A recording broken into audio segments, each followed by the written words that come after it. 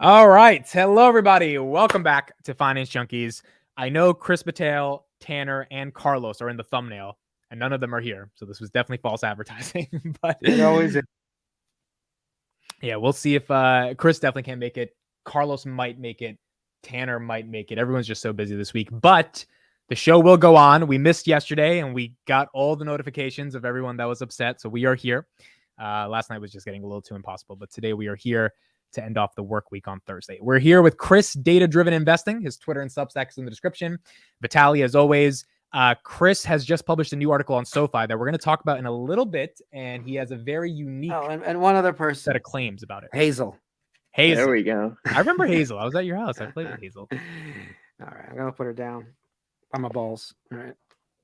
Okay, I want to start off with this topic first. Warren Buffett turned 93 years old yesterday, and I thought of a really interesting concept that all of us as investors, or a question that all of us investors could answer and make a fun segment out of. Okay, so here's the question: is Warren Buffett the greatest investor of all time, or is he the dumbest investor of all time for having hundreds of billions in cash and missing on Salesforce, Oracle, Google, Meta, Nvidia, Tesla? Basically, the question is, yes, obviously, we all acknowledge he's the GOAT, but is there a contrarian case around him being so smart, having so much money, and what could have made trillions if he put it into the hyper growth tech stocks versus Ketchup and GM? Let's have Chris go first on this. What do you think? I mean, you can't. Well, there we go. Test dumbest question ever. Okay, so we started off with. What do you think? We're doing good already. Right to being mean right away. We're doing good already. Obviously, he's the GOAT, right? Because there's nobody else who has a higher net worth than him just from investing. So, like, you can't argue with results. And at the same time, like, he just has a strategy that's worked for him for years and years, right? He's a value investor. He finds assets that are undervalued, he buys them, and then he holds them forever. He collects dividends and reinvests them. And like, so I don't like, yeah, he missed Google and Salesforce and all these other companies, but he has a strategy that works for him. And that's like the most important thing, right? Is you find a strategy that works for you, that gets you the returns you need. And then again, like you said, you can't argue with the results. And he did get Apple, right? That was a big one. And he got it 30 years after Apple. Yeah. As a company. Okay. Yeah. Just to point it out.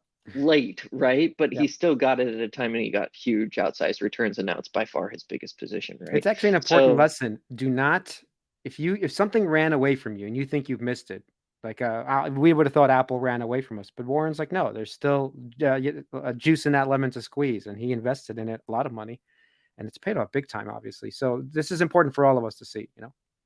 Yeah, agreed. I do want to point out about Warren Buffett. I mean, he's not my favorite investor. It's Peter Lynch. I prefer his analysis of the way he treats and invests in stocks. But I did look this up. I'm going to read this. And I don't know if this is true. It's from the internet. But it says the Warren Buffett portfolio obtained a 9.65% compounded annual return in the last 30 years. So looking back the whole 30 years. But I think he started 50, 60 years ago. So anyway, the U.S. stock market returned 10.06% compounded annual return. So it just shows you just got to invest for the long term in the stock market. That's about it. Yeah, and I mean, Buffett's a living example about the long term. But you guys don't think there's any argument to be said about the fact that he didn't have the vision to put money into Google and some of these tech companies out of pure, not even ignorance, but stubbornness, right? And yes, the counter argument's like, I only invest in what I know, and that's a cool mantra. But it's like, dude, you know, if you just wanted to learn about it, then you would know about it. But he just refused to do that. You don't think there's any argument to say that mistake that can't be forgiven in terms of the legacy, Chris? Conversation? I mean, you have to forgive him just because he is who he is, and he has this, like, I can understand where you're coming from, but he was never going to invest in those companies, right? Like, that's not his style of investing. And so, yeah, he missed the boat. But like, I bet you if you asked him today, like, if you went back, would you invest in those? He'd probably say no. And the reason why is because they weren't the type of opportunity that he was looking for at the time, right? And so, like, I totally understand where you're coming from. And I actually agree with Vitaly. Like, my favorite, you know, like, investor of all time is Peter Lynch. And I like the way that he thinks about markets, the way that he invests in companies, the way that he approaches investing in general jives better with me than Warren Buffett. But he's still like, if he is the wealthiest investor of all time, which he is, and part of that's because he started it early and now he's 93 years old, and that helps a lot. Oh, we lost Amit. It's just you and me. That's fine. The show's going to get better now. All right. So, I do want to say, yeah. to add to your thing about Buffett, I mean, the important thing to take away from him is that he stuck to what he knew and understood. And I keep saying that, like everybody is saying, why don't you invest more in Palantir? Why don't you invest more in SoFi? Even if I have a little bit of investment in SoFi, whatever. My point is, like, if I don't want to learn about it, forget about if I believe, yes, maybe this is 100x, 100 bag or whatever. But if I don't want to learn about it, I won't have the conviction to stay in it for the next 10 years. I just won't. So I'd rather focus on the things I do understand and want to learn about, because I think Warren Buffett said this in an interview. Actually, Jeremy posted this, Jeremy Laferret, that basically I don't need to be in every game. And if you don't need to be in every game to be a billionaire, as he turned out to be, just stay in your lane, find out where, and also Peter Lynch says this, find where your advantage is, because everybody has a certain advantage. Like you're in the chemical industry, right? So you have a certain advantage to pick stocks, besides finance stocks, obviously. But you can find something that I can't find and I'm not interested in. So if everybody just did that, I think they would do really well in the stock market. It's the problem when everybody hears about the next 10x and everybody rushes into that, not understanding what the whole company is about. And that's how you lose all your money. It's not from understanding a certain business. You don't lose it that way. Speaking of Peter Lynch, like in his book, he talks about how like one of the biggest things that he actually missed was the fact that he should have invested in like in market funds and hedge funds back in the 80s because he was in it and he saw that everybody was investing and that these people were making tons of money just on the fees that they charge for their to invest in mutual funds. And he didn't buy like his own company or his competitors' companies because he was too close to it. And he's like, I had that advantage. That was my industry. I knew exactly what was going on and I should have benefited. Now, obviously he did great, right? Like he had like 28% returns for like 9 years straight. He had an incredible run. But like even that, right? Like a lot of people want to look outside their own industry and outside of their area of expertise, looking for the next 100 bagger or whatever. But where you have a competitive advantage is the areas that you know well. Yeah, and you don't need that many. That's what everybody keeps getting confused when everybody's rushing to the next thing. I've had like 4 or 5 big bets. I mean, look, I've had 100 bets, but 4 or 5 that really paid off, that gave me a certain lifestyle. That's all you need, because the other 80 can go away. Yeah, and none of them will go away. Absolutely. Nothing crashes to zero. It's very few things that actually go to zero. They just don't do anything, most of them, right? You keep poking them like that thing, do something. So they don't do anything. But the 4 or 5 that did something, that's what changes your life. But you have to be smart enough and understand it enough to just wait. And I think that's a big problem. People don't know how to wait. I think patience is something that's actually completely missing for most investors. If they get some of that, everything could change in their lives. I think I agree with you guys, but the argument against this whole invest what you know, Google is like part of every single ETF on the planet. I'm being hyperbolic, but you know what I mean. Same with Meta, Amazon, Tesla, Nvidia. Like everyone figured it out. And they didn't. No. They didn't. I'm saying like when we were younger. No, first of all, I didn't invest in Google when I was younger, and I wanted to. We had that story I told, and I didn't. But I was using Google all the time.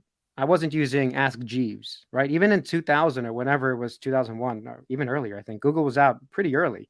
I was using Google, especially as a student. We all started using it. If we just invested in the things we used back in the day, we bought Microsoft, we bought some Apple, we bought some Amazon, like, it would have been fine because we understood those things. I'll give you another example. So I was a gamer, right? When I was growing up and in high school, like I loved NVIDIA GPUs. And in fact, we were investing things where it was like, who could do best in like 2 months? And I poured a bunch of money into like a bunch of fake money, right? Not real money, but into Nvidia, and it went down in like over that 1 month. Because the thing that's really stupid about those things is like they do it over like 1/4 of your high school career, and you can't predict anything inside of a quarter. Anyway, and at the time I was like, maybe I should throw some money in here for real, right? Like that would have been in 2000. That would have been 2003 that I was doing that. If you go back and look at the returns from 2003 to today, I would have had like over 100 bagger if I would have actually done it. So instead of spending $300 on my video card, my graphics card for my computer, like I could have turned that into like over $60,000 today, if I would have actually invested. And like, but that's a perfect example, because Nvidia, I was using their GPUs too, and I was too young to understand about investing. And someone brought up, what did I see? Not all of them work out, Vitaly. Joe Doan, talking Cisco and Intel. So yes, my whole thing was like, you don't need one thing. You invest in a bucket of things, and you have 10, 20-year timelines, 30-year timelines. If 3 or 4 out of those 10 things work out and the others don't do much or go to zero, and Intel's not going to zero, we know that. So some of them will just stay and not move. And then 3 or 4 things will hopefully work out. You will be completely fine because you DCA'd over a decade, okay, into quality, I assume. Yeah, and you shouldn't just buy and hold. That's the other thing. Like you need to buy and verify, right? Like if you are managing 90% plus of like people who invest their money should just buy index funds and go and just call it good. But if you're watching this channel, it's probably because you're a person who wants to do due diligence, who's engaged by markets, right? Like this is something that for the three of us, right, is a passion. And it's something that we do because we like it. And so if you're doing that, like then you need to spend the time, and each quarter, listen to the earnings call, look over the results, see if the thesis, the reason you originally bought it, is still holds, and then keep holding.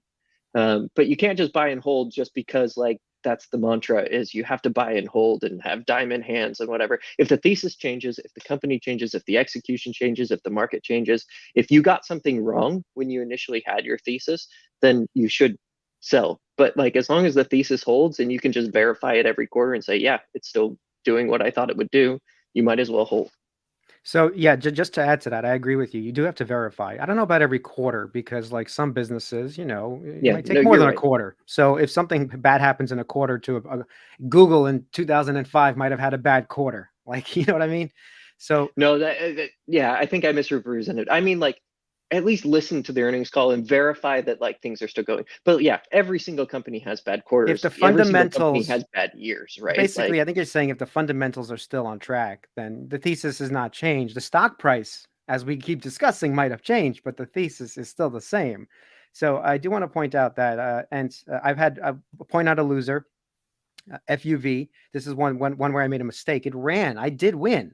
It ran from the $1 I bought it at to $36. And I decided not to sell at $36. 36x was not enough. So that was a really dumb, completely stupid market euphoria, completely stupid decision. And look, I still made money on it as it was tanking from 20 to 10, and I was selling. So I made money on it. But still, to miss a 36x just still bothers me to this day. Now looking at the other side, I was investing in Enovix, and there's a lot of bulls in our Discord on Enovix, and I was buying it at $10. And it ran recently to $20. And I decided to sell 2/3 of my position because I wanted the market to pay for my free shares. I wanted those other shares for free. So that's the other thing I say. If you aren't sure, even if you believe in it, like I believe that company will do well, but now I have free shares. I don't have to run out every single time it tanks. Well, and it's almost back down to 10, right? It's almost back down to 10, right? Good sell. So no, but my point is I didn't sell because I was like, oh, it's 1378 right now. I wasn't like, oh, this should be worth 10 or 7 or 6 and it might go down there. I'm like, look, it's at some point you just take a little bit off the table. In this case, I took 2/3. Even Enphase, I know people give me shit about it. When it ran to 300, I took out a lot of money, enough to buy pools and cars. Okay, let me just put it this way. So now I am interested in buying it because once again, the thesis for me is the same. So that's what I keep checking. Is the thesis the same? And I reevaluate that. If it's the same and over time I'm proven correctly, which could take 5 to 10 years, I understand that. But not to take any profits when things go ballistic, 10, 20x, that's where I'm going to draw the line. And I've learned a valuable lesson with FUV, never to do that again. Okay, let's get to a fun topic. KRIS published an article today called SOFI is going to crush I would have put the crushing capital. 2024 estimates because of student loans, $1.6 trillion are out there in student loans, Chris. So can you please tell me why SoFi is going to capture this market? Or at least what's the point? They already did, right? That's the thing. So they've talked about how they own like 60-something% of the market share in their credit box. They recently, in one of the recent investor calls, unfortunately, I listened to too many things and I don't remember exactly when it was. But they own the bulk of the market share in their credit box, which is like Prime and Prime Plus customers, right? So they already own that. The point is that the market's coming back and that they already own it and that they've already built it and that it's almost completely going to be accretive, and they don't have to, like, there's not a lot of cost associated with taking their business from where it's at right now, which is like $400 million of student loan refinancing or student loans in general per quarter, to like 4 to 5 billion. Now it's not going to get to 4 to 5 billion in this market environment, right? Or in this rate environment. But the bigger point is just that, like, it's a business they've already got fine-tuned. It's a business that's already completely ready to go, and they're waiting for the market to come back, and it's about to come back. And so I did like a couple scenarios in that article, and just kind of discussed. I went into kind of great detail on exactly how it affects the business and where they get the Let's interest start with revenue this. and non-interest income and everything. But let's get people to see what's the problem in the first place. So this chart was very interesting. The student loan weighted average interest rate is nearing towards the weighted average cost of capital of those loans. Why does this matter, and why does this hurt SoFi so far? So this is a reason that their student loan, one of the reasons their student loan business hasn't been doing so hot, right? So since in March of 2020, right, they decide, or the federal government paused payments on student loans, and interest. So anybody who had a federal student loan didn't have to pay it anymore, and interest didn't accrue. And so at that point, SoFi's student loan refinance business like dropped by 60%, and then since then it's dropped another 60%, right? So it's at like I don't know, 30% of where it was at pre-pandemic. But the point is that they haven't been able to refresh their loan book. So during this entire rate hike cycle, so back in first quarter of 2022, they were only paying like 1.5% for their capital, right? So that's how much interest they were paying to either their warehouse lines or their customers in order to get their that was their cost of their capital, and they were getting above 4% interest from their student loans. So their net interest margin was around 3%. But since then, obviously, we've had this big rate hike cycle, and right now, if you put your money into SoFi, you can get 4.5% on their savings, or in their savings account. But their student loans, because they haven't been refreshing it, they haven't been able to originate new loans. It's only been trickling up because they have this really big bulk of loans that were given out in 2021 and 2022 at like 4% rates. So anyway, the net interest margin, so the gap between those lines is basically how much is the spread that they make. Right. Now the good part is that now that they're able to originate more, that spread is going to start to increase, and also the fact that like that orange line should peak in the next quarter or two as rates peak. And so that'll help. So before you leave that, I just have a question. Student rates, I remember when I was in school, it's a long time ago, but student rates were always very low. And like Pell Grants and all these things, well, that was a grant, but I know there was like Fed grants. So those were kept low. So isn't that still going to be kept low by the government, that they're not going to be these? So if you go up, I think it's up. I don't remember. But I'm pretty sure it's up from here. There's another graph that has what Vitaly's talking about right there. So these are the loan interest rates. So the pink number are undergraduate loans, and then those two on top are graduate loans. And so like graduate loans are higher than undergrad loans, but they are, like, the rates are still, relatively speaking, pretty low. And they're higher this year, but again, only marginally so. So undergrad rates 5%, and so if SoFi's loan business comes back, I'm curious, it's basically 5%, isn't it? Isn't that still the same rate? Yeah, they're not going to. Undergrads aren't the ones who are refinancing with SoFi. So SoFi's average loan amount is like 70 grand. And if you have an undergrad loan, you're not incentivized to. So there's $1.7 trillion in student loan debt. Like, SoFi is only going to capture 0.1 or 0.2% of that in the current market environment, right? But 0.1 or 0.2% is still like $1.6 billion, right? And so it's not. It's just that the fact that people are going to look at their bill is going to make it so that some of them refinance. It's still going to be a tiny itty bitty percentage in terms of like the total market, but it's going to be enough where it's going to give SoFi a pretty good boost. Like, So that, you're basically getting to the thesis that instead of making the tiny spread of 0.59, I think you put something like that, they're going to go up to like 2% spread, something like that. yep. So the spread's going to go up, and then also the fact that these loans, so the loans that they are originating in like the last 2 quarters are at about like 8% on average, and so they're going to be able to replace the old loans that were at like 4 and 5% with 8% loans, and so the blue line is going to go up, the orange line is going to stay flat and eventually come down. Basically, is what it is, and so. There we got an interesting comment by that's Matt. where- He's keeping his with Sally Mae and Advantage. The interest rates and monthly bill is better than what SoFi could give me. So I actually didn't know this. So the SoFi is going after the graduate kids, the doctors, the lawyers, correct? Yep, Not the basic exactly. undergrads. Yeah, so that they're not, because of those undergrads, like maybe in a really low rate environment, like the zero interest rate policy we had back in 2021, they would have saved money by refinancing. But the other thing that SoFi does is it gives flexibility, right? So if say you're a doctor or a lawyer, and you've got a bill coming up, and it's too high, just the monthly bill is too high, you can refinance into a longer term, even at a higher rate, and people do that so that their monthly payment goes down, right? Yeah. So it's not necessarily that, and financially you'd say that doesn't make sense, but people don't always make the best financial decisions for themselves. And again, Well, this isn't gonna if you be can only huge afford a certain bump. amount, I understand why you do it. If Yeah, you can't exactly. afford any more, then that's just the way it is. Yeah. And so it's the high earners. Again, it's the same thing that they're worried that it's their core demographic, which is high earners that they're catering to. And those are some of those people, a small amount because the rates are so high, but larger than right now when their payments are paused. Some of those are going to come back. And Noto actually said, I had a quote in the article, but he said in November, he said, we expect to be in the high ones to low twos once we get back to steady state in terms of like billions of dollars per quarter. Right now they're at about 400 million, right? So that'd be something like a 4 or 5x in terms of originations per quarter from where they're at right now. I think it's going to be lower than that, because that's before we had all these other things, like the fact that, anyway, but yeah, so there's the quote, right? Is that he said, I think, it's a $200 billion TAM of people that would save in our credit box today. And so they think they can get back to that.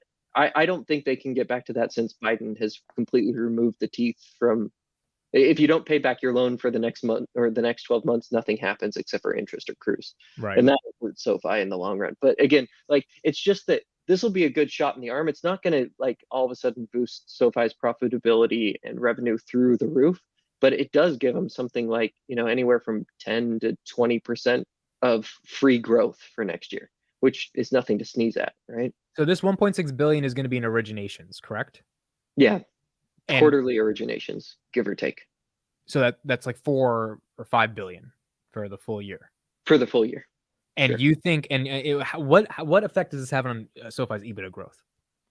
So if you go down at the bottom of there's a table, right? And so I did 3 different scenarios. You can go through and check all the assumptions in the actual article if you want to. The point is, like, I wanted to give a really, really bearish scenario, and then kind of what I consider sort of a baseline, and then a bullish scenario, so that people kind of have an idea of where this could end up next year. So next year, Can you go through this? Yeah, can you go through the bearish maybe scenario? Sure. So for like the bearish scenario, I'm assuming, so historically, SoFi gets basically they get revenue from 2 sources from their loans. There's the net interest margin, which we already talked about. And then the second one is non-interest income. And what that is if SoFi originates $1 billion of loans this quarter, they could keep them and they could generate net interest margin, or they could sell them on to another asset manager who wants to have those. And that asset manager will pay them more than the principal that's left on the loan to buy those, because they're going to reap that over the long term. And so historically, SoFi's gotten 4% back, or 4% more for their student loans than the amount that's owed. So like, if I'm SoFi and I've got $100 million of loans sitting around and I sell them to XYZ Bank is going to pay me $104 million for those loans, because they're going to earn that money back. So that's non-interest income. So both of those things end up being so and the 4% is called gain on sale margin, right? So the bearish scenario says, okay, NIM is going to stay really, really low.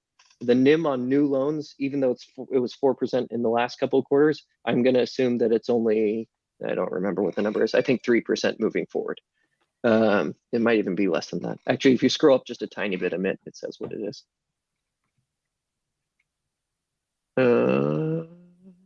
Sorry, no, it's right, 4%. Yeah. no. So that's the bullish scenario. The bearish one is a little bit above that. So in the bearish scenario, I said, yeah, 3% NIM, 3%, so net interest margin, and 3% gain on sale margin. And then I also said that they are only getting 50% contribution margin. So contribution margin is how much of the revenue actually they have left after all of the directly attributable expenses. So, which is actually lower than they've ever had since they've been a public company. So I think the like all those numbers are lower than what they've ever posted before. And even in that scenario, you're looking at an extra $156 million, which is like 8% growth year over year, and an extra 23 million in EBITDA for next year. Yeah, it's not bad. So I mean, like I said, it even in the bearish scenario, which I think like all of those assumptions are implausibly low, it's still like 10% growth for free. Right. Okay, so let me ask you this question. Kris, do you think you're a nice person? Do I think I'm a nice person? I try to be. Okay, if you saw a homeless guy on the street while you're getting McDonald's and he really wanted $5, do you think you would give him $5? Probably. It depends on, I don't know. It depends, Depends right? on the Like I have context. in the past, right? Depends on the context. You have in the past, or at least someone who has in the What's past. your question? Wait, Unlike I missed VITALY, it. I he's don't know never what given the question $5. is. We'll see VITALY's where we never go given with $5 this. to anybody. Are you crazy? It's so ridiculous. Here's the question. You're a nice guy. You said you'd give out $5.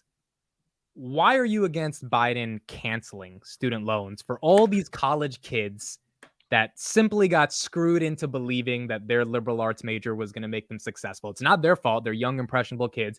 Biden just wanted to release, the burden by 10,000. Why wouldn't you think that's a good idea for humanity? So, because I also believe in responsibility. So I don't blame the kids. This is the problem, is that like, what I worry about is incentivizing the wrong things, and what I worry about is creating a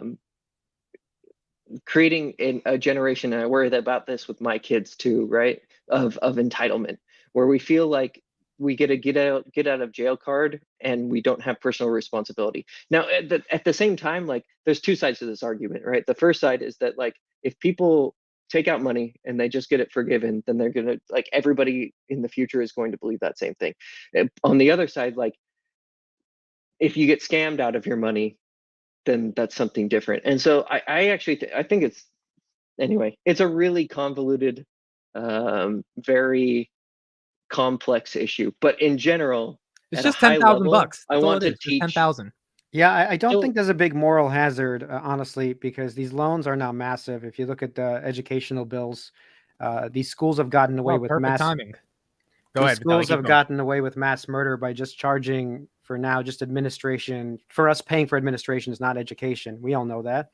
And so the bills have gotten away. So if somebody gave them $10,000, $20,000 to lower a couple of bucks off their bill, that's still not done because they still have a $200,000-$300,000 bill now. It's like, so I don't know about helping people is not a terrible thing if it happens.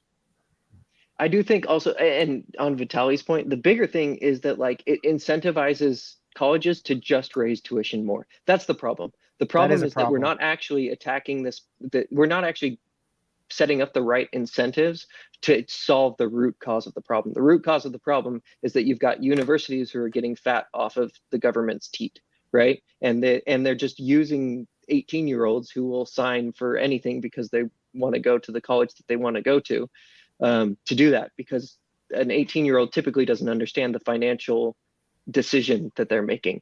And so what you need to do is you need to create a system that makes it so that you actually incentivize good behavior, and you incentivize universities who charge a fair price for the diploma that they're giving out and the education that the students are receiving. And we're not doing that. Carlos, what is your take on this? I know you're passionate about it. Chris's argument is if we cancel student loans, colleges will just be incentivized to raise the prices. Do you think that's a legitimate reason to not cancel the loans? It's a legitimate point, but I think it's not the real issue.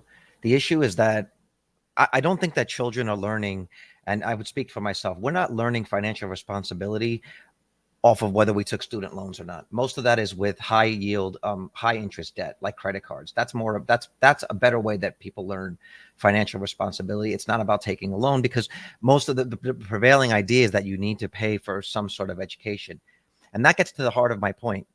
The United States government prints trillions of dollars for incentives. They send money overseas to help countries 90% of America will never even visit, but they won't invest in education here. They put the burden of the education of the next generation onto the kids themselves, when the entire country is dependent on those people becoming the leaders, the CEOs of the next generation, the politicians.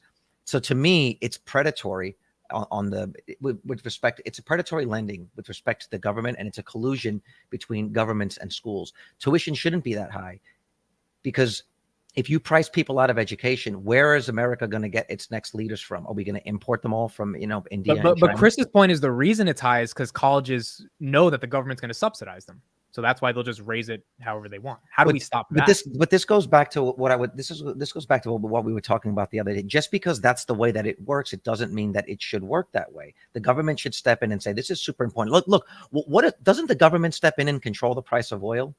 Because it's super important to our economy. They get in there when the prices of oil get too high. They do whatever they have to do to get the prices down, because they understand that our economy is propped up on, or is entirely based on, the cost of energy.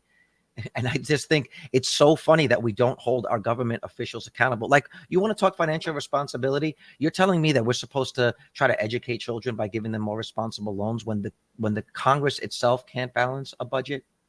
We don't get on our politicians for that. It's not even an issue that we take them to task on voting. How the hell did you spend $32 trillion? And the American public doesn't recognize that that is our money. That's the money I'm going to use to pay back my loan. You're taking my money. You're swiping my credit card and then preaching to me about being fiscally responsible. All those people on Twitter that are yelling at people because they want to forgive student loans. We paid I think it was how much, $20 trillion or something, or in Afghanistan to rebuild that country after we. I think Carlos is hitting the nail on the head. After we destroyed it. We will go to war and spend 100x more than we will ever spend for giving back these kids $10,000. And everybody in the chat is complaining, I don't want free money given out. It's like, dude, we're sending it overseas left and right. Look at what happened. We're fighting wars in how many countries currently?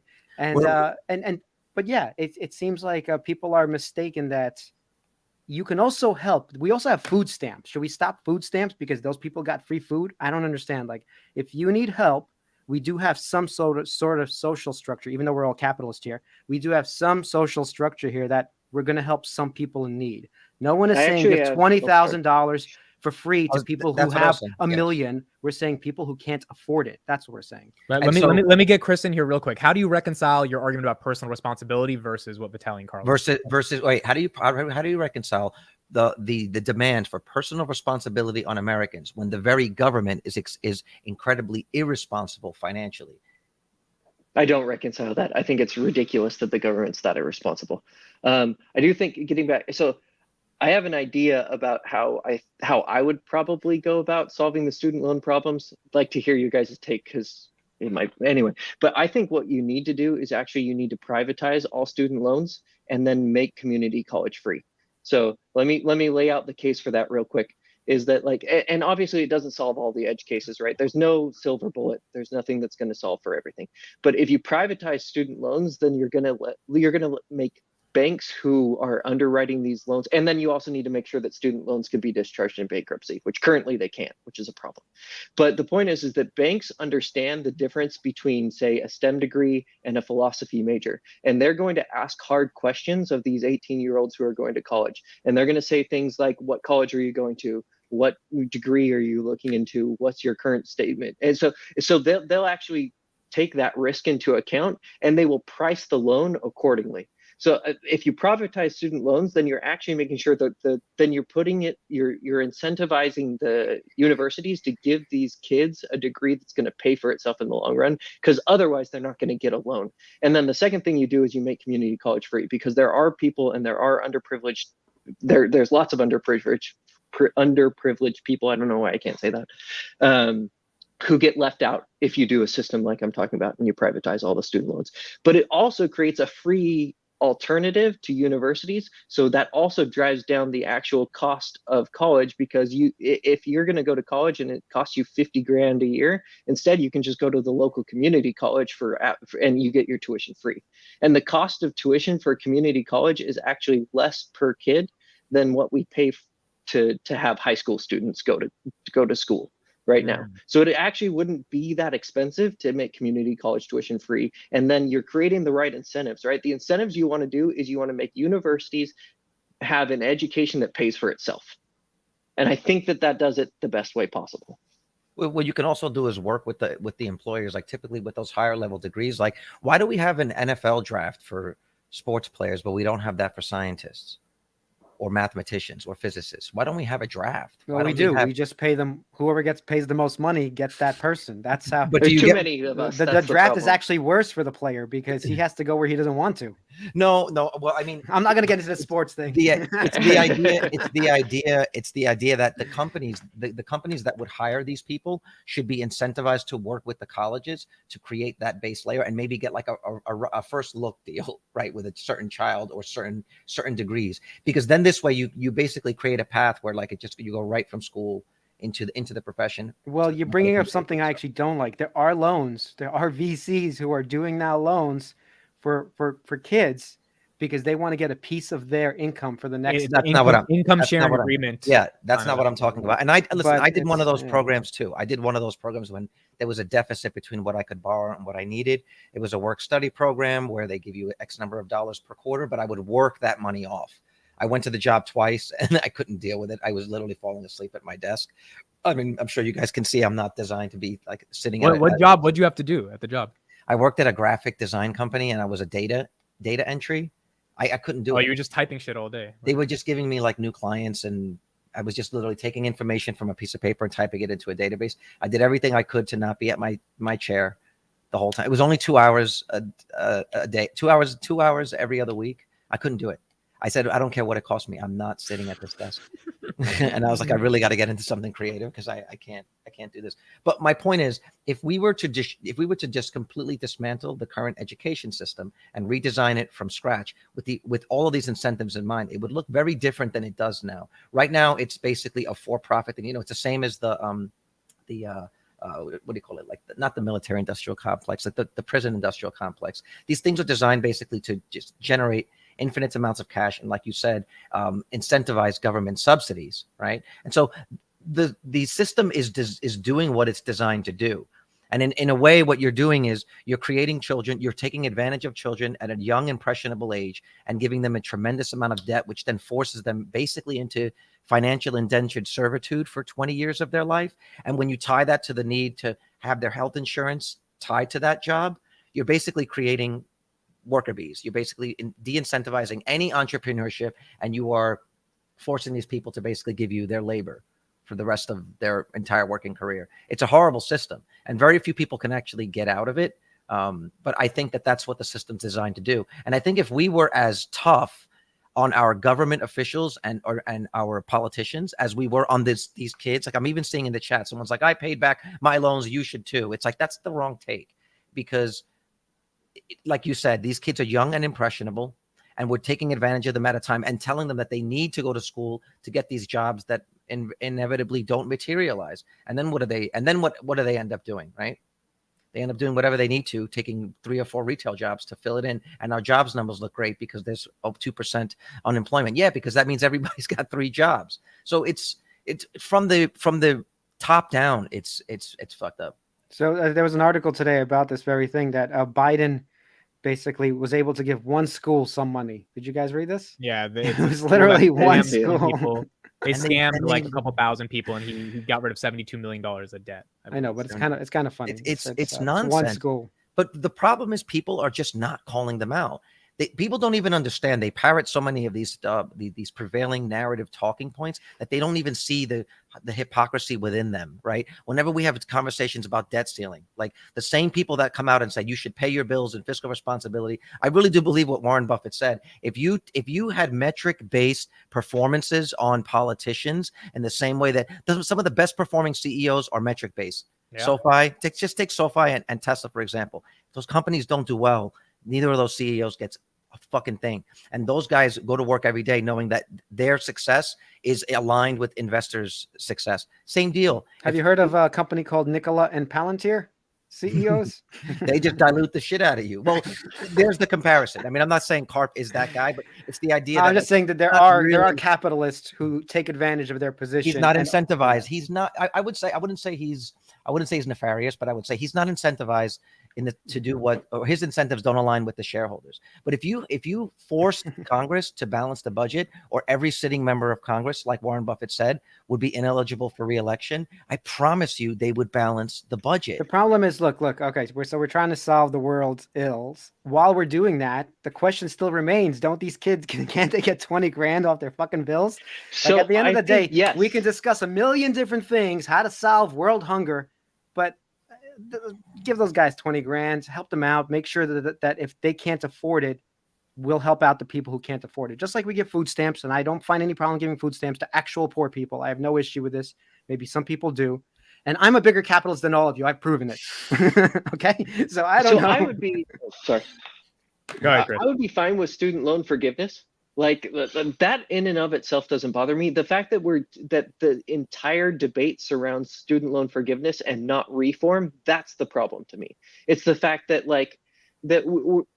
for the last year and a half, all anybody's talked about is whether or not we're going to forgive student loans. Well, guess what? The problem is that in 5 years, you're going to have another $1 trillion in student debt, even if you forgave it all right now, because universities are just getting more expensive, and we're just giving out more and higher loans. So it doesn't. No, that's not necessarily true. Because look what happened after the 2008 housing crash.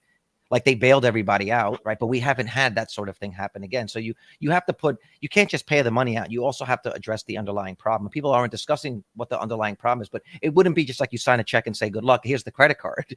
But we did. I think you both agree. You both want to pay it off. We held banks accountable, right? Like those banks had, they weren't able to underwrite the same type of loans that got them into the trouble in the first place. So they did address the root cause of the problem, which was they let banks fail that failed, and they bailed a bunch out, right? Like they did. And then they charged those banks interest on the loans, or on the bailouts, so that they got that money back. But they actually addressed the root cause. And that's the only issue. Like, I have no problem. A lot of these 18, 20, now like 30, 40-year-olds got conned, right? They didn't understand what they were signing. They hadn't been trained properly to understand that they were entering into indentured servitude. But if you do that without solving the root cause, like, that's dumb. Well, but that doesn't happen for everything. Like, we have a giant military-industrial complex. We haven't solved the root causes of anything they're doing. So no, you're right. Politicians, I mean, like, a lot of that industrial look, hold on. I'm a pragmatist, and at the end of the day, a pragmatist is like, okay, if certain groups need help now, then maybe we should help them now and change it, like we did in 2008, by the way, with Dodd-Frank, which is going away now, I think, right? Or it has been removed. But my point is, something was done that corrected the problem. And they could do something similar while giving people money and whatever you call it, for free or not, but you're helping a certain group of people, and that's fine. But to both of your points, the people that are responsible, the people at the highest levels of the military industrial complex and in our education system, are unelected officials. So we don't have control. The public does not have direct control over those people. So when you want to talk about the people that are continuing the same policies, it's not the children that are going to, kids still have to go get loans, but it's the people at the top. And then you have to ask yourself, well, why is it that way? And why do they still stay in power? Because that is what the system is designed to do. And we don't want to admit that. We don't want to admit that the military industrial complex is designed to create conflict, for profit conflict around the world, to generate money and extend America's empire. The education complex, right, is designed to create a bunch of worker bees that are held in place and under control with debt. You combine that with the healthcare industry, which is designed to basically control people with with extremely high fees that the only way that they can pay is by staying at a job that they don't like. This is what they are incentivized to do, and that is what that system creates fundamentally. So you can forgive the loans now, but it's still going to create the same thing. Until we address that core problem, it's not going to change. The only people that have the power to change that are the parents. Because here's the thing. If we would just take 20% of the kids that go to school, everybody went to school with somebody that shouldn't have been there. Everybody went to school with like that super creative kid that can't sit down, and they diagnosed him with ADHD. But in reality, he didn't have ADHD. He was just a creative person. He was more of an entrepreneur. He should have started his own business. But that same child at 18 cannot get 50% of the loans that they can get for school to start a business. That's a problem. If you were to encourage and incentivize entrepreneurship, that would deal with some of the problem. There's just a million ways to do it, but you can't do that. You can't fix that problem from the back end, from the bottom line up. You have to fix that from the top line down. Well, we've talked about this before, that look, they don't want to teach us proper things in high school and junior high school, a simple financial education. So the root cause is all the way back when we're like kids. Okay. Yeah. But we're not talking about that. We're talking about SOFI and we're talking about loans and possibly removing some debt from kids. So I know you're trying to solve this bigger issue, which has to happen eventually, but I think we're diverting from the main thing. No, but it gets to Chris's point. Chris's point, which is a valid point. If you do sign the check once, then how do you choose which generation to do it? Why this generation? Why do they get to do it? Unless you're every generation is going to get something. Okay. No, I'm saying every 10 years there is some sort of bailout. We already know this. I know whether it's the banks or the kids. Idea is, and I'd rather give it to the kids than the banks. But the idea is not. If you ask me who to the give idea it to. is not to have. The idea is to offset the conditions that created the bailout. If every 10 years you know that there's going to be like a fire in California, that should only burn down once, because you should put systems in place. They still haven't solved that. That's my point. So that's my point. My point is that let it burn. Is that a one-time forgiveness doesn't make sense, because you're not addressing the root problem, and the root problem has to be. Well, I like your point, because then you're saying don't send the fire trucks. Let them learn the lesson. No, what I'm saying is, if you've already been burned, instead of not spending the money to, say, put in a sprinkler system, like, in other words, if you know that you're going to have a fire, if you don't trim your trees. Yeah. So you don't want. All right, last 30 seconds on this, then we got to move on. Go ahead. You don't want to spend the money to put a sprinkler system or to trim the trees, but you would rather spend. You're going to end up spending 3 or 4 times that amount to rebuild what you're allowing to burn. It's the same sort of deal.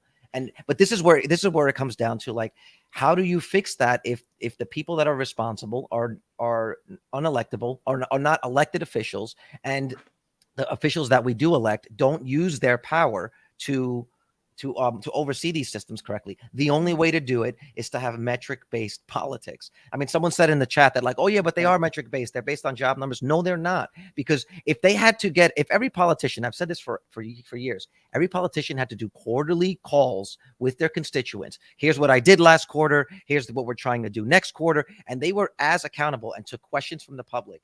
Our entire system could actually change, but we can't. But to the point of, should we forgive student loan? Absolutely. Why? Because if we're spending $40 billion, if we can print $40 billion for them overseas, that's actually a better ROI. I don't care what anyone says in the chat. That is a better ROI to free those kids of that debt. Regardless of you paying your loan or not, we get a benefit from that. Okay, so you've hit the nail on the head finally after all that, trying to fix everything. The nail on the head is that we're spending $40 billion on something else that doesn't matter to us technically. And this matters to us because these are the people who are supposed to be the future. And here we are arguing about whether we should help them. Well, look, if they default on the loan, if 20% of them default on their loan, what happens? I think Amit's falling asleep. What happens? We got to move on. We got the point. We got to cancel the fucking I'll just make this last point. If 20% of them default on their loans, the companies that service those loans go into financial troubles. Those stocks can tank. At the same time, someone's going to have to come in and ensure that. And what's going to happen to those kids? They're going to go below the poverty line, and we're still going to subsidize them on a state and local level with food stamps and Medicaid and whatever else. We're still going to cover the bill. It's this idea of like the sprinkler system versus paying for the damage. It doesn't make sense. It's a better ROI on our money. So I know Chris mentioned that if you go bankrupt, you don't lose your student loans. It stays on the books, which is stupid. But the thing is, if someone's going bankrupt, they're going to go bankrupt anyway, and they're not going to pay you anyway. So Carlos' point, that's going to be bad debt on our book that's going to have to be washed away from these. But sometimes the student loan is the thing that causes you to. I mean, do you know how much, like a dentist? You know how much their loan payment is per month? It's like $4,000 a month. It's a medical mortgage. school. You're talking about medical school. It's Yeah, about $400,000, $500,000. For those level professions, it is the difference between bankruptcy or not. So maybe getting rid of everything else, they can actually afford that. All right, cool. Okay, I want to move on to this topic because Tanner just tweeted it, and he's not. Did you want to put a link for anyone to come in? It's 10 minutes left, or no? No. We're gonna talk to Chris. So Tanner said, Amit gave me confidence. Jesse gave me inspiration. Vitaly and Carlos and I have matching socks. The haters will say it's Photoshop. Catch me in public disliking this drip and it's on site. I don't know why he's talking like this, but he got a new house all of a sudden. He's all go up. Can you read it again? He's just thanking you guys for Bitcoin being Bitcoin buddies, which brings up the question to Chris. I want your unfiltered thoughts on this. And Chris, I want to give you the stage to either agree with the two resident Bitcoin bulls we have or disagree. Do you have any Bitcoin? Do you have any crypto? Or do you think it's a pile of horse shit and you're not ever going to invest in it? I've got crypto. I was actually DCAing pretty heavily when it was around $15,000-$16,000. You don't talk about it publicly that you're into Bitcoin. So this is it's not a big part. Like, I guess by DCAing heavily, I meant like, so I've been waiting because I'd never gotten in before. And when it hit those levels, like it's still only something like 1 to 2% of my portfolio, right? But like, exactly. But I was buying every single week, right? And so, and now it's almost a 2x from there. Okay, were you buying for the speculative nature of it, or do you also feel the dollar one day may be in trouble and you want to have a better store of value? It's a hedge, and it's like, so it's a hedge and it is a store of value. And like, so I understand the bull case. I understand the fact that like that we are printing money every single year, that the dollar is being devalued, and that like it's good to have a hedge against something that might happen. I don't think that's gonna, like you guys were talking, I watched your episode the other day, right? And so like you're talking about hyperinflation. I don't think that that's gonna and relative to everybody else in the world, the US is actually doing really well. And we don't have the same like demographic issues that Europe does and that China does, China especially. And but at the same time, like I understand the bull case for it. I understand its value as a store of money, and yes, it is really volatile. But like, but if it goes to zero, which it won't, but if it did, again, it's a small portion of my portfolio, and so I'm not too worried about it. I just want to point out, in generally I'm bullish, but I'm not like a crazy crypto bro. I don't know. Well, let me point out that 3 out of 4 people here are in their 30s plus and understand why this is important. And one of them in his 20s can't seem to do 1% of his allocation. The big reason, the big disconnect between what the three of us understand about crypto and Amit is Amit sees it more like a stock. And we understand that it's more like real estate. Actually, in the official filing that Gillibrand went through Congress when they had to classify what crypto is, it's more like real estate, Amit, than it is a stock. Yeah, I agree. I agree. In your head, you can't get past this idea that it trades on a market and you can look at it on a chart. But it's an asset. It's an asset class. It literally is like gold. And so when you make the argument, like someone said an amazing thing in the chat about just the price of Bitcoin. Imagine now that Palantir IPO'd and there was only ever going to be 21 million shares of Palantir. And say 7 million of them were held by Karp, and he was never going to sell. He wasn't allowed to sell. And then they opened it up that anyone in the world at any time with very little fees could buy Palantir stock. Just imagine now what that would do as the company continued to perform or as it adopted. I think that's a better way to look at it. In other words, taking the ideas of crypto and transplanting it onto the stock market the way you can understand. Because I feel like we've been trying to transplant stock market ideas to crypto, and it's more about speaking to it in your love language. You know what I'm saying? I get it. I understand it. I have Robinhood, so I have crypto exposure, so I'm good. I'm fine with that. I have crypto exposure. Chris, are you buying? Neither do we, Turkstein. That last. I think he just did options. I think he just admitted he did options on, what is that called? MSTR. No, I didn't do that. I think that's what he was talking about. I think that's Chris. I think Chris has it. So Chris, are you or the other Chris? Are you bullish on Tesla? Are you buying Tesla? Do you have a Tesla position? I do have a Tesla position. It's probably I could check. It's probably like a top 10 holding. I didn't get in early. I should have.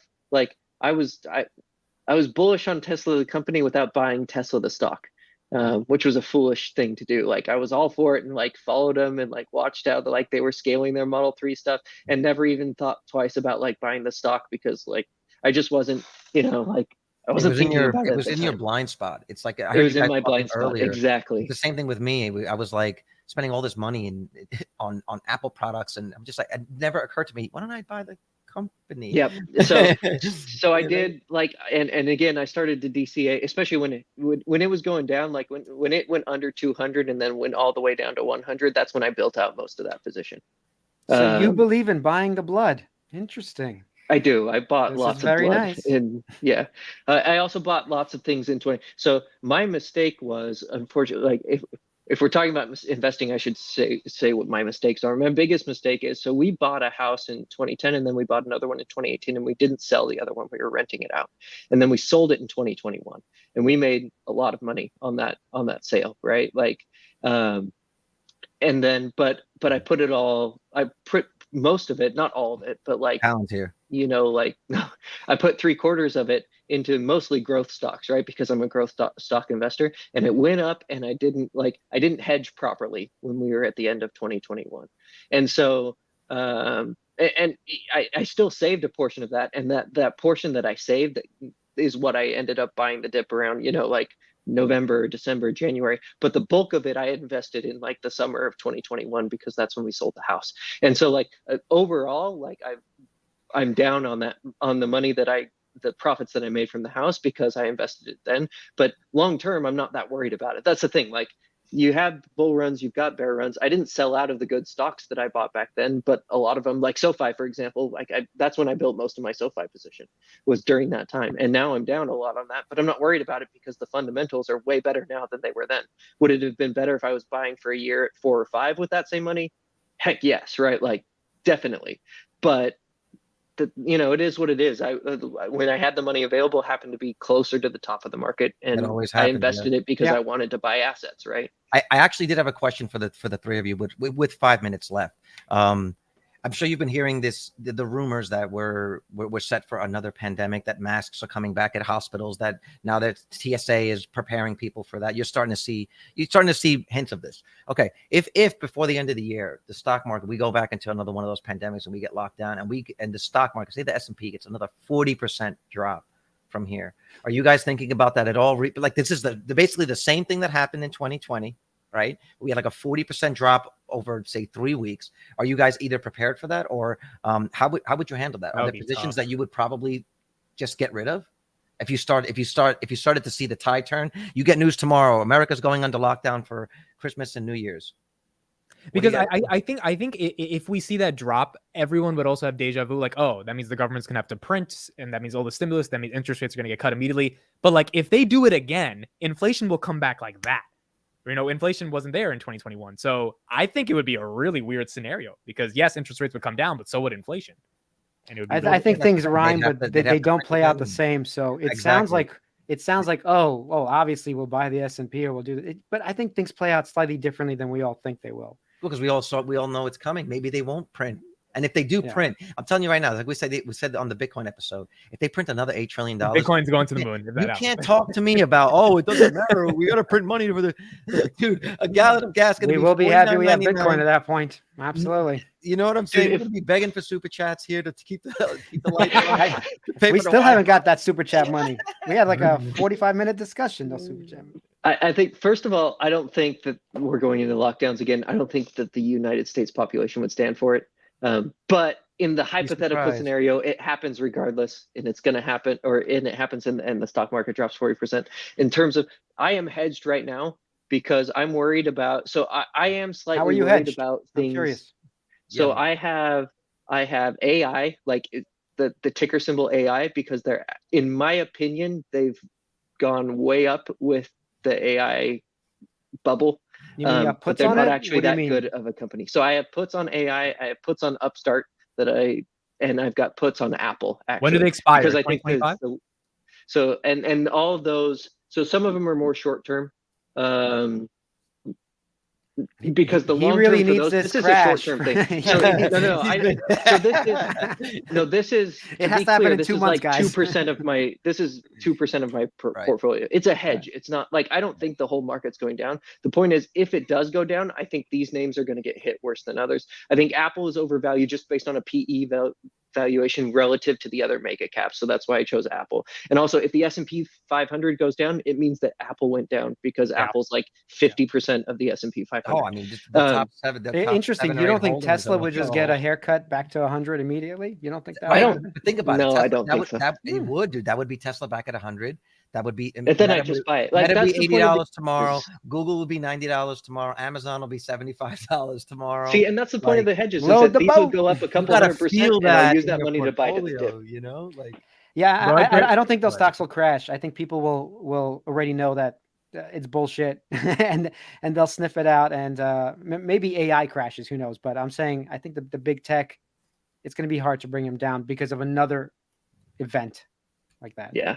I don't know. So I've got, like I said, I've got some small hedges that are just there on companies that I think would suffer if we have a downturn. I mean, student loans are coming back. We've got these lagging effects of rates kicking in. Like we might hit a recession and there might be a downturn. And also we were on this crazy bull run when so all 3 of those positions I'm in the green on right now because I bought them when we were in this crazy bull run and Apple was above $3 trillion and AI was going to the moon. And I thought, like we've gone up so much in that this was back in I think near the end of July, right? That there might be a pullback, and if there's a pullback, I want to at least have some hedges so that then I've got some money to buy the dip. So it wasn't like and again, it was a couple percent of my portfolio. You bring up a good point because that's the problem of investing in a massive bull run. We talked about this with Jeremy a little bit, that was an issue that Kathy Woods had when her fund became so popular. She was getting a tremendous amount of inflows and needed to deploy that capital, but everything was already so overvalued. Like, well, where do you put it? How do you find the deals in that market? And that's the danger of that, where you're buying because you have capital available, but you don't necessarily see the valuations that you want. Speaking of Kathy Wood, she just bought 700,000 shares, 600,000 shares of a company today. Of a company. Was it DNA again? Company of Palantir. She bought the Morgan Stanley. I think whenever you say you know what she's buying, it's going down, and then she has to sell out at around $9, and then whatever, bro. She's back. She's back again. I think whenever you say Palantir from now on, you should do it in your falsetto voice. And the reason that I put Palantir. The reason I have puts on Upstart is because I think if SoFi is going down, Upstart's going down more, right? Because it's a higher beta stock, and I've got a bunch in SoFi, so it's basically a hedge on my SoFi position. Are you right? are you up on your Upstart position, like the actual stock, or are you the out? Actual stock? I sold out. I sold out around. It was in the high 60s before their earnings because I was pretty sure I saw the writing on the wall. Wow. And that's also when I entered the puts, right? So they're doing quite well. Nice. All right. Well, I'm glad I was able to make it. This was a fun chat. This is awesome. Always good catching up with you, Chris. And again, like if the stock market keeps going and those puts expire completely worthless, I'm totally fine with that. I'd rather make, like, if the stock market goes up 5%, it's going to way more than make 98% up for my 1%. Upside. Yeah, exactly. I've got 98%. I think it always feels better I think it always feels better to make money on gains than hedging against everything else bleeding, right? It does. I don't like doing this, but I feel like I need to protect against some downside. But it's a really small amount. Real last quick question for you. It makes sense for you, not for Chris.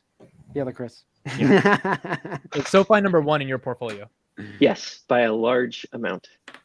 Could you disclose I actually told Tanner asked me the same question. So I was on his FinTech frenzy or whatever last night because, again, when I'm on a business trip, I've got more time than normal. So back when it was around the 4 and 5s, I was loading up a lot. And so it was about 20% of my portfolio back then. At the top, it was like above 50% of my portfolio because it more than doubled, right? And so like it blew up. I think right now, I haven't checked, but it's probably still somewhere around 40%-ish of my portfolio. I did trim some leaps. So I had some 2024 leaps that I bought a long time ago that when we were up after the earnings bump, when we were above 11, I trimmed a bunch of those. So like, because they're coming due in January, it was a good time to get out. Yep. And they're shorter term plays, right? They're options. And so, but I haven't sold any of my shares. So quick question again, just real quick to each person. What is the in your portfolio? What is the highest position of allocated capital versus the highest overall portfolio size? So SoFi is your largest position, but that's mostly gains, or is it also your number one allocated? It's my number one allocation as well. So it's both. Okay, so your number one allocated position is also the one that is the largest percentage of your portfolio. Yep. Interesting. Okay. What about you guys? So we know Vitaly's is Enphase, right? No. I have way more Tesla. I just don't. You allocated more to Tesla, but Enphase no. I have way more, meaning it's way bigger. It's gains. Right. Gains. The gains are way. Actually, no. Yeah. Tesla's gains are way bigger because it's still up 20x still today. Right. 25x. I don't even know, but somewhere around there. I think the most. What was the highest allocation? Was it also Tesla? No, I think it's actually Amazon or Google. And I'm up on those, but I think but they're more recent. So you put more money in, but with less gains. More recently it's Amazon and Google. Yeah. Mine goes back and forth. I actually put a relatively small amount of money into Bitcoin, but it was at the right time, and so I'm still up so damn much. Oh, yeah, I didn't even mention Bitcoin. I didn't know we're adding crypto in there. Yeah, Ethereum. I'm adding them. I'm adding them both. I put a relatively small amount. It's a percentage. It's a smaller percentage of what I put into Tesla, and it clearly just has outperformed it. So yeah, if it gets to $200,000, guys, I'm going to be talking in falsettos. I mean, and if it gets to $100,000, and Amit. Mine's is Palantir, 30%. 30% allocation or 30% allocation. And he only spent 50%. He only spent 50% on the gains are minimal because I have a $15 average, so right. Gains aren't strong. Yeah, well, I don't actually find that a problem. The thing is, me and Carlos waited a long time for those things. No, I agree. Yeah, and this is a stock I really don't want to sell until nothing happens in 6 months. I mean, 100%. You're lucky if someone actually the bull run was the only time like we could have just made 10x's, 20x's, and sold out. But most things take a decade. That's the way it works. I agree. All right, guys. All right, this was awesome. KRIS is the ultimate SoFi bull. You need to follow his Substack in the description, his Twitter in the description. He's about to hit 10K on Twitter. I mean, this guy is the SoFi guy if you want to know anything about SoFi and fintech and all that stuff. So KRIS is the guy. Please make sure you follow him. Thank you for giving your time to us today, KRIS. We'll have you on again soon. Can you post his Twitter and also his website? Chat. Because he has a website where he writes, and I think a Patreon now, right? You have something like that too happening? Oh, yeah. I've got I guess so my Substack is where most of there's a paid subscription to the Substack, and there's also a Patreon because somebody was like, hey, I'd rather you do a Patreon, and so I just set it up.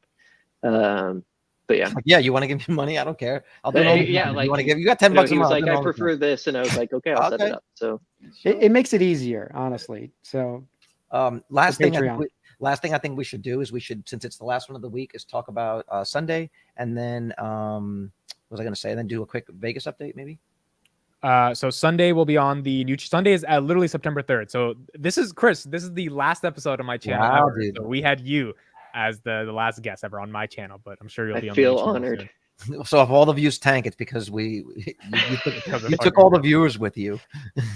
So that'll be September 3rd. Vegas is confirmed. October 26th to 30th, 28th and 29th will be the days where we have events, meaning like I'll text the group chat, hey, the junkies are here and you guys can come and meet us at you can tell them what we're doing Sunday. Tell people what we're doing Sunday if they want to go and see if they can cop tickets now, because we already have our tickets. They're done.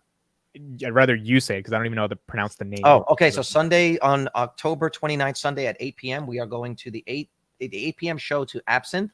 It's at the Spiegel tent outside of Caesar's Palace. Right now, it looks like most of the tickets are only available secondhand, like they were all bought up, but they're still reasonable prices. We're all sitting in the same section in the reserved area. If you can make it, it's an awesome DMGZ Spearmint Rhino. Or if not, afterwards we'll probably do something, right? Yeah, like after it'll be over at 10 o'clock, and we'll be looking to get into some trouble then. And we are talking about possibly doing a party bus on Saturday. There was a little bit of talk of that. We'll be doing some other events, whether it be, I think we should do go-karting. I think it'll be fun, a fun way to get some of that masculine competitive energy out. And it's cheaper than Dream Racing, where we do it in actual Porsches.